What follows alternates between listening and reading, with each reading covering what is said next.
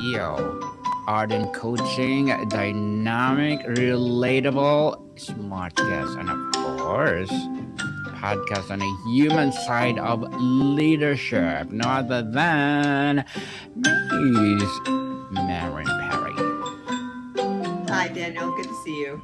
Welcome, Miss Maren. Book one review, and can you please introduce more about yourself that I miss? Oh, certainly. So, I'm the founder and CEO of Arden Coaching. We're a B2B leadership development firm. We focus on the human side of leadership and making better leaders throughout the entire organization. And thank you so much for sharing your knowledge and wisdom to the world, Miss Maren. Thank you. So today, let's talk about stop wasting money on leadership training that does not work. Why most programs failed.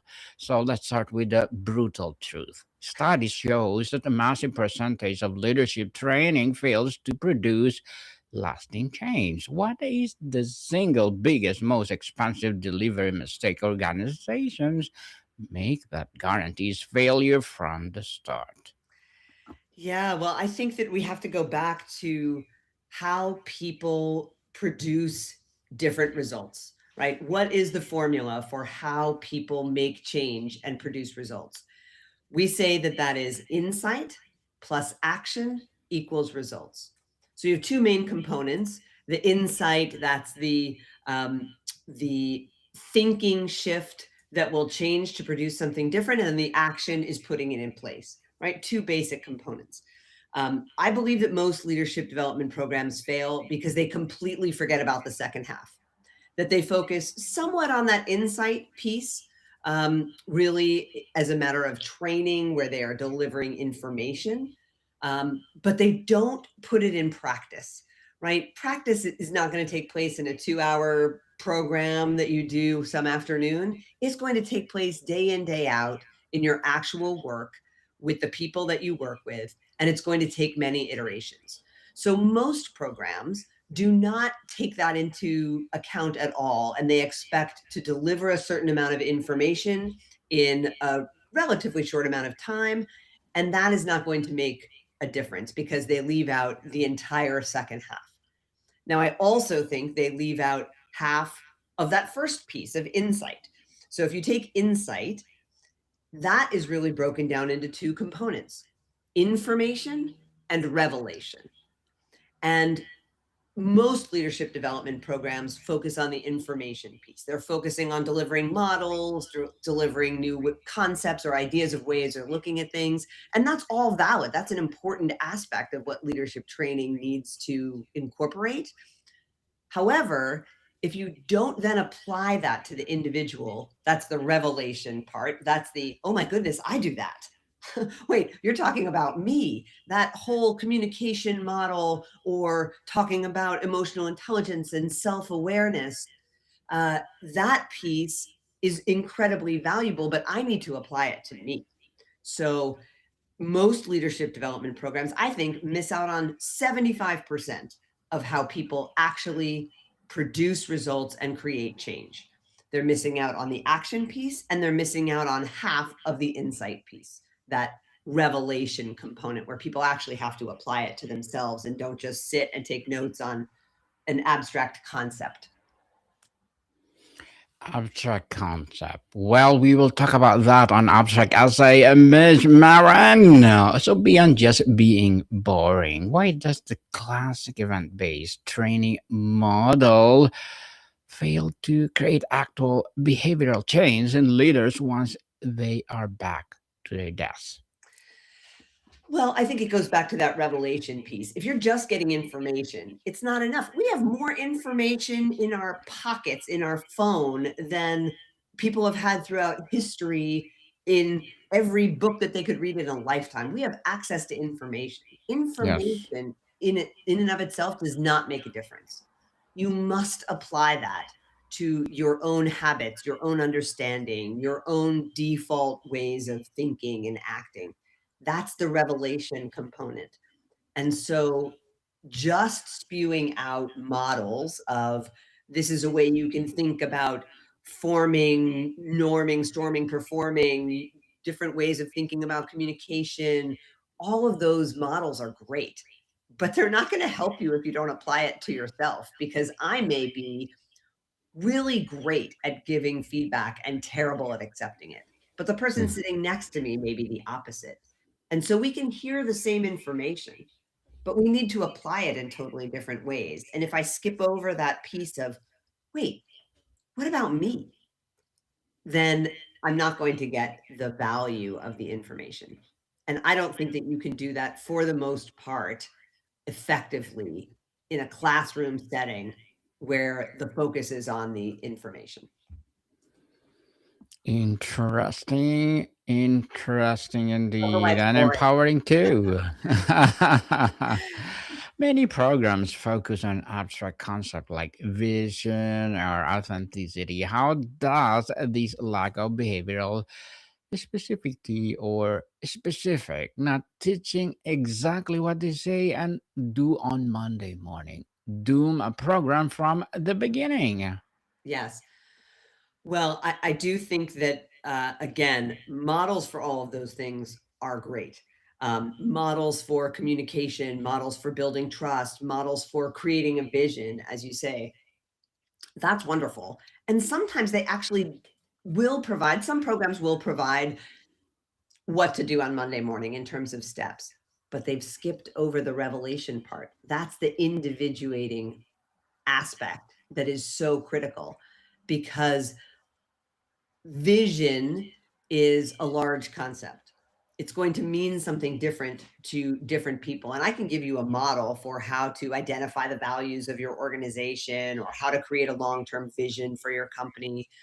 Um, but if we don't talk about what that actually means in your company, that for the most part already exists, right? It has its culture, it Hmm. has its history. If we don't talk about it for you and how you have currently been applying those things, your vision, your values, we're going to be missing the important piece of how it's going to make a difference to you. So we might skip over and we might go to the, what am I going to do on Monday morning? And I'm trying to follow the protocol from the class. I'm trying to go through the steps that I was given, but it's missing out on how my organization has perhaps ignored those values on the wall and how they've been written up there for 15 years, but the guy I sit next to doesn't follow any of them, and he's the star performer, and he's been rewarded instead of being fired, right? Hmm. So we can't skip over how the information applies to the company that you actually work in before we get to those action items. The action items are critical. You're right. You have to do something different on Monday morning. But if you don't think about the company that you exist in and the culture you exist in, you can't just go from the information right to application. Miss Marin, let's talk about the flawed foundation. Organizations often send individuals to training to fix them. Why is it deficit based approach fundamentally flawed? And how does it kill a leader motivation or leaders and engagement from the outset? Yeah, that's such a great question. We definitely see people using leadership development programs, or even more specifically, one on one coaching programs to, as you say, quote unquote, fix somebody. Mm-hmm. First of all, we have to start with there's nothing wrong with them as a human, right? They may have behaviors that you don't like for your organization. They may not be the leader you want as a representation of your culture, but you can't fix somebody. You can Mm-hmm. adapt their behavior. You can persuade them that these behaviors are not effective and don't get them what they actually want, but you're not there to fix somebody. And again, if you step over the application to the individual, general information is not going to shift their behavior. So for most leaders who are resistant, or that people send for corrective action or fixing, or trying to adjust, I think that the organization has missed the mark typically on uh, tying together for that leader their behavior and what they actually desire. Now, that takes a little bit of digging usually, and some excellent coaching questions to get at what that leader actually wants for themselves, because no one does anything that isn't in their ultimate interest or doesn't match what they're going for. You know, no one walks around saying, I think I'll make the third best decision today, right? Mm. Everyone's trying to do what they think is the right thing, um, even if that's acting from some default behavior that is not acceptable or not optimal.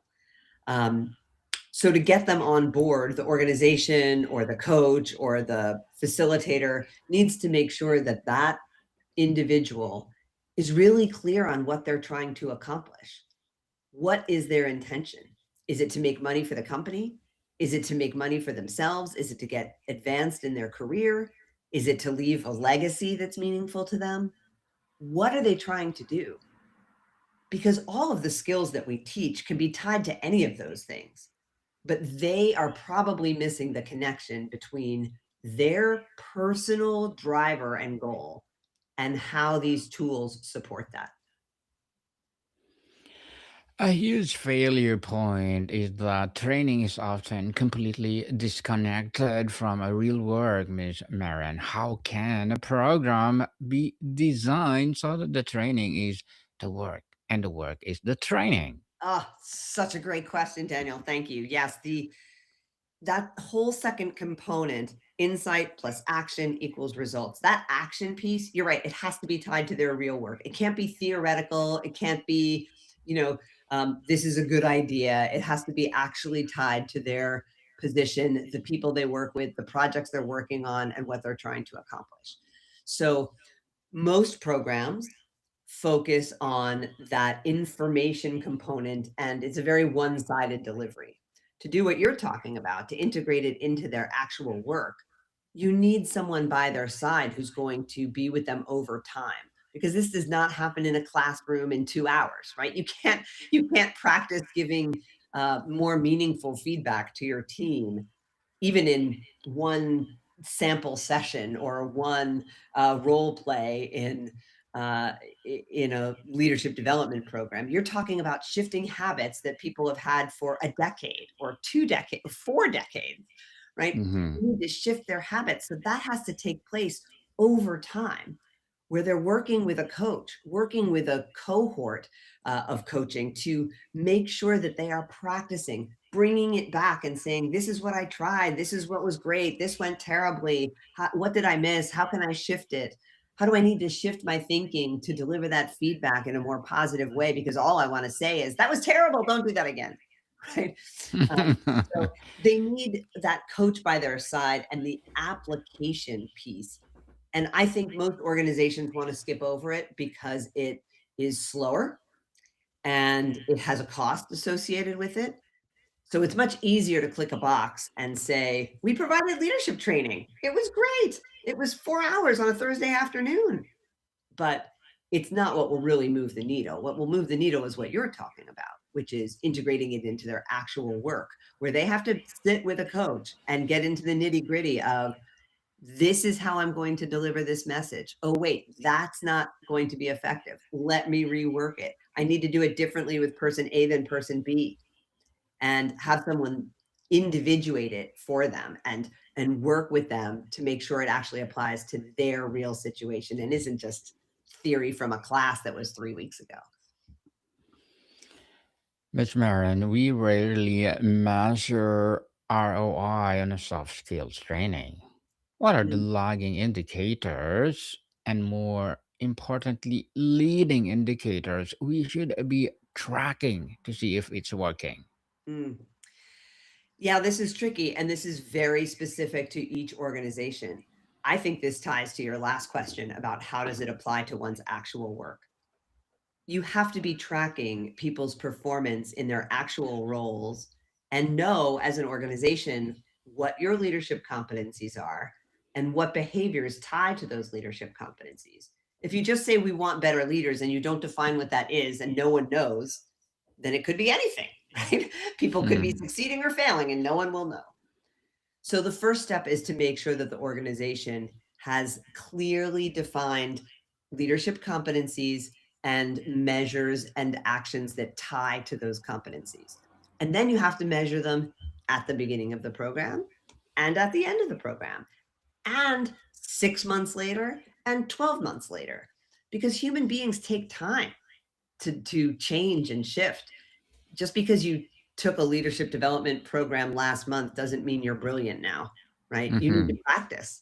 You need to practice and fail, and you need to practice and try again and make sure that you're iterating and growing. And I think organizations tend to underestimate how long it takes us as adult humans to learn new things. We're slow. We don't like to change our behavior. No, like I said, no one's walking around saying, I think I'd like to be a B- leader, right? No one's doing that on purpose. They have default habits that they don't even recognize, and that takes time to shift. It is not the click of a button, and it's not just because you had that 4 hours on a Thursday afternoon. Yes, definitely. Empowering, empowering indeed, Ms. Marin. So, as a founder and CEO of Arden Coaching, what are your short term and long term goals? Oh, well, we have created a new iteration of our leadership development program, our Arden Leadership Academy. Last year, we revamped it. We've had it for about 8 years, and it's grown over time, but we really shifted it to tie more closely to our Arden 8, which is our 8 essential leadership dimensions necessary for every leader. This ties to a lot of organizations' leadership competencies. Um, and so one of my short-term goals is making sure that that program is powerfully integrated with our current clients, and that we have new clients on the horizon that will uh, enjoy that program. It's so powerful because it integrates coaching and training modules. It's a combination of both. So the insight and the action piece are incorporated. So that's a short-term goal, is more widespread use of our new iteration of that program. Um, a long-term goal for us is expanding our reach with our enterprise clients and making sure that we are touching at least 5,000 leaders a year. That's our goal. Good luck to your goals, Ms. Marin, and looking forward for more success. And what will be your piece of advice for those people out there who want to be like you?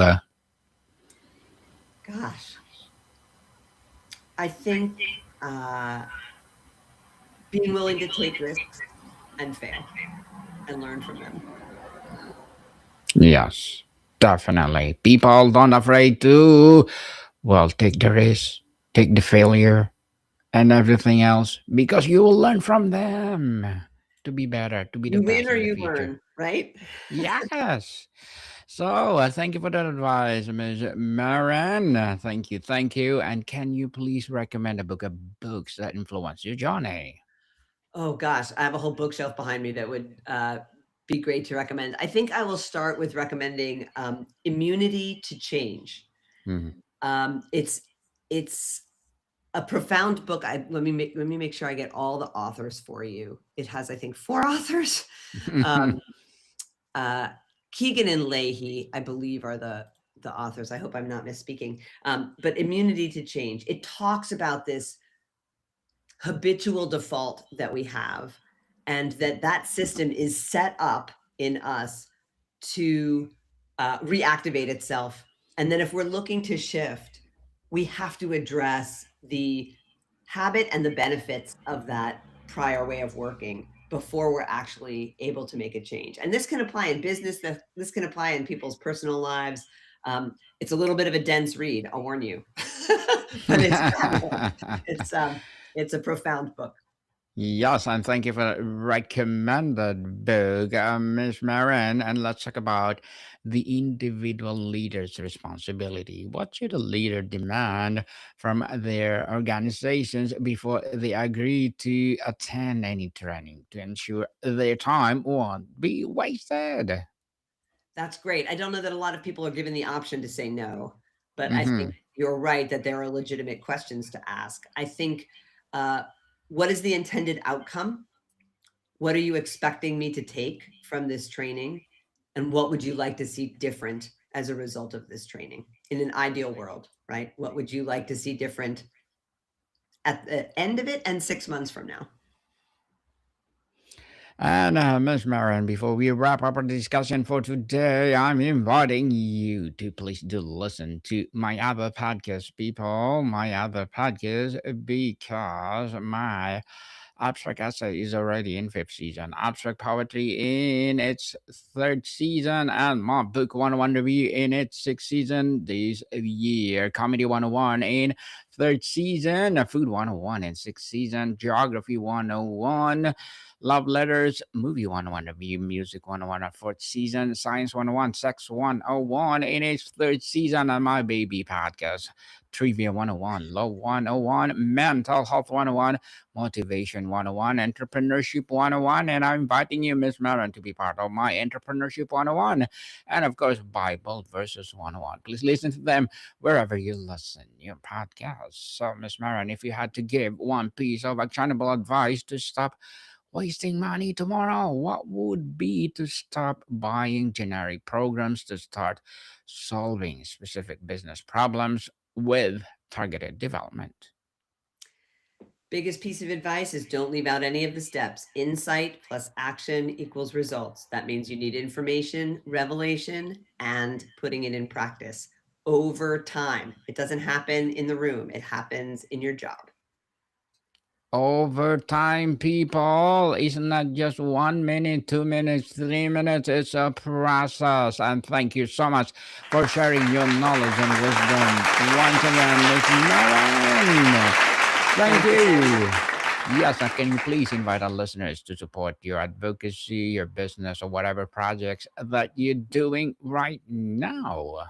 Certainly. Well, I'd like to offer your listeners a gift actually. If they go to our site, which is ardencoaching.com, and fill out the contact form, mention Book 101, we have a free assessment that will take them through all of the Arden 8 and let them know how their organization is doing. Yes, people, let's support Miss Maren Perry because if you support her, for sure, more and more empowering leadership development will rise. So, one more question, Miss Maren. What is the role of teaching leaders how to teach? To cascade frameworks and mindset for their own teams, or in creating a true ROI multiplier on the training investment? Yes, this is one of our Arden 8, which is developing others, because it's critical that leaders are focused on developing those on their team. You can't do it alone. If you're a subject matter expert, you can't just step in and take over and do all the work, right? You have to be developing other people. It's critical to succession planning, to attrition, all of the metrics that your company is going to measure in terms of employment. So gaining those skills is part of what it is to be a leader. Miss Maren Perry, thank you so much for your time. Thank you, Daniel. Always a pleasure. Marticon people, see you soon.